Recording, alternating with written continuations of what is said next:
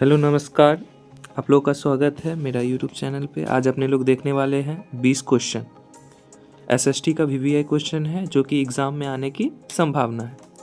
तो चलिए देखते हैं। आप लोग कॉपी पेन लेकर बैठ जाइए जिससे आप टेस्ट दे सके और हम लोग को कमेंट कीजिए कि आप लोग को 20 में कितना सही हुआ है। ठीक है, चलिए देखते हैं। पहला क्वेश्चन, 1857 के विद्रोह की शुरुआत कहाँ से हुई थी? Option A Kanpur, B Jhansi, C Meerut, D Lucknow. तो इसका सही आंसर आप लोग बताइए। इसका सही आंसर हो जाएगा सी मेरठ। इसका सही आंसर क्या हो जाएगा? मेरठ। 1857 के विद्रोह का शुरुआत मेरठ से हुआ था। ठीक है, तो चलिए अगला क्वेश्चन देखते हैं अपने लोग। अगला क्वेश्चन है, भारतीय राष्ट्रीय कांग्रेस की स्थापना कब हुई? भारतीय राष्ट्रीय कांग्रेस की स्थापना कब हुई? Option A 1885, B 1905, C 1919, D 1927। इसका सही आंसर हो जाएगा 1885। कब हुआ था? 1885। याद करते जाइए कब हुआ था? 1885। नेक्स्ट क्वेश्चन, असहयोग आंदोलन किस वर्ष प्रारंभ हुआ? Option A 1917, B 1919, C 1920, D 1922। इसका सही आंसर हो जाएगा सी 1920। क्या हो जाएगा? 1920। 1920 में असहयोग आंदोलन प्रारंभ हुआ था। चलिए अगला क्वेश्चन देखते हैं। दांडी मार्च का संबंध किस आंदोलन से है? ए स्वदेशी आंदोलन, बी असहयोग आंदोलन, सी सविनय अवज्ञा आंदोलन, डी भारत छोड़ो आंदोलन। तो इसका सही आंसर हो जाएगा सविनय अवज्ञा आंदोलन। ठीक है, नेक्स्ट क्वेश्चन देखते हैं। हिंद स्वराज पुस्तक के लेखक कौन है?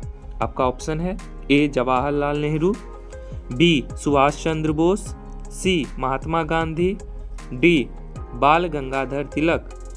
तो पांचवा का सही आंसर आप लोग बताइए। इसका सही आंसर हो जाएगा सी, हिंद स्वराज पुस्तक के लेखक है Mahatma Gandhi ji. Next 6 number question है, भारत को स्वतंत्रता कब मिली? ये आप लोग को पता ही होगा। यदि आप लोग भारत माता के सच्चे भक्त हैं तो आप लोग ये कमेंट सेक्शन में बताइए इसका सही आंसर क्या होगा। 6 का सही आंसर होगा 15 अगस्त 1947। इसका ऑप्शन बोलने की जरूरत नहीं है। भारत कब स्वतंत्र हुआ? 15 अगस्त 1947। नेक्स्ट क्वेश्चन 7 नंबर, भारतीय संविधान लागू हुआ था? ए 26 जनवरी 1949, बी 15 अगस्त 1947, सी 26 जनवरी 1950, डी 26 नवंबर 1949। तो इसका सही आंसर हो जाएगा सी 26 जनवरी 1950। भारतीय संविधान कब लागू हुआ था? 26 जनवरी 1950। 8 नंबर क्वेश्चन, भारतीय संविधान की प्रस्तावना किससे शुरू हुई होती है? तो आप लोग भारतीय संविधान का प्रस्तावना आप लोग पढ़े होंगे, तो आप लोग बताइएगा जो किससे शुरू होती है। आपका ऑप्शन है हम भारत के नागरिक, बी हम भारत के लोग, सी भारत सरकार, डी भारतीय संसद। तो आपका सही आंसर हो जाएगा बी हम भारत के लोग, भारत को। ऐसे करके शुरू होता है हमारा संविधान का प्रस्तावना। अगला क्वेश्चन देखते हैं। 9 नंबर है, निम्न में से कौन सा मौलिक अधिकार है? निम्न में से कौन सा मौलिक अधिकार है? ए मतदान का अधिकार, बी समानता का अधिकार, सी संपत्ति का अधिकार, डी शिक्षा शुल्क माफी। इसका सही आंसर हो जाएगा समानता का अधिकार। समानता का अधिकार एक मौलिक अधिकार है। ठीक है, नेक्स्ट क्वेश्चन देखते हैं। 10 नंबर, चुनाव आयोग का प्रमुख कौन होता है? क्वेश्चन है चुनाव आयोग का प्रमुख कौन होता है? ए प्रधानमंत्री, बी राष्ट्रपति, सी मुख्य चुनाव आयुक्त, डी मुख्य न्यायाधीश।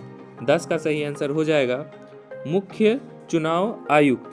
क्या हो जाएगा? चुनाव आयोग का प्रमुख कौन होता है? मुख्य चुनाव आयुक्त। नेक्स्ट क्वेश्चन देखते हैं, 11 नंबर क्वेश्चन। भारत में संघीय शासन प्रणाली है, इसका अर्थ है ए एक ही सरकार, बी 2 स्तर की सरकार, सी सैन्य शासन, डी राजशाही शासन। तो इसका सही आंसर क्या हो जाएगा? इसका सही आंसर हो जाएगा 2 स्तर की सरकार, है ना। भारत में संघीय शासन प्रणाली है, इसका अर्थ है इसमें 2 स्तर की सरकार है। Next question 12 number. भारत की जलवायु किस प्रकार की है? ऑप्शन ए भूमध्य सागरीय, बी विषुवतीय, सी उष्ण मानसूनी, डी शीतोष्ण। तो इसका सही आंसर क्या हो जाएगा? 12 का सही आंसर हो जाएगा उष्ण मानसूनी। ठीक है। Next question 13 number. भारत में सबसे अधिक वर्षा किससे होती है? आपका ऑप्शन है ए पश्चिमी विक्षोभ, बी उत्तर पूर्वी मानसून, सी दक्षिण पश्चिमी मानसून, डी चक्रवात। तो इसका सही आंसर आप लोग बताइए। इसका सही आंसर हो जाएगा सी दक्षिण पश्चिमी मानसून। ठीक है, आप लोग बताइएगा जो आप लोग का सही हो रहा है कि नहीं। Next question 14 number. काली मिट्टी किस फसल के लिए उपयुक्त है? ए चावल, बी गेहूं, सी कपास, डी जूट। काली मिट्टी किस फसल के लिए उपयुक्त है? आप लोग बताइएगा जो काली मिट्टी में कौन सा फसल सबसे ज़्यादा उगता है। 14 नंबर क्वेश्चन है, इसका सही आंसर होगा कपास। कपास काली मिट्टी में बहुत ज़्यादा होता है। Next question 15 number. भारत की सबसे लंबी नदी कौन सी है? भारत की सबसे लंबी नदी कौन सी है? ए ब्रह्मपुत्र, बी गंगा, सी गोदावरी, डी यमुना। 15 का सही आंसर हो जाएगा गंगा। भारत की सबसे लंबी नदी कौन सी है? गंगा। चलिए 16 नंबर क्वेश्चन। लौह अयस्क का प्रमुख उत्पादक राज्य कौन है? तो आपका ऑप्शन है ए बिहार, बी पंजाब, सी उड़ीसा, डी राजस्थान।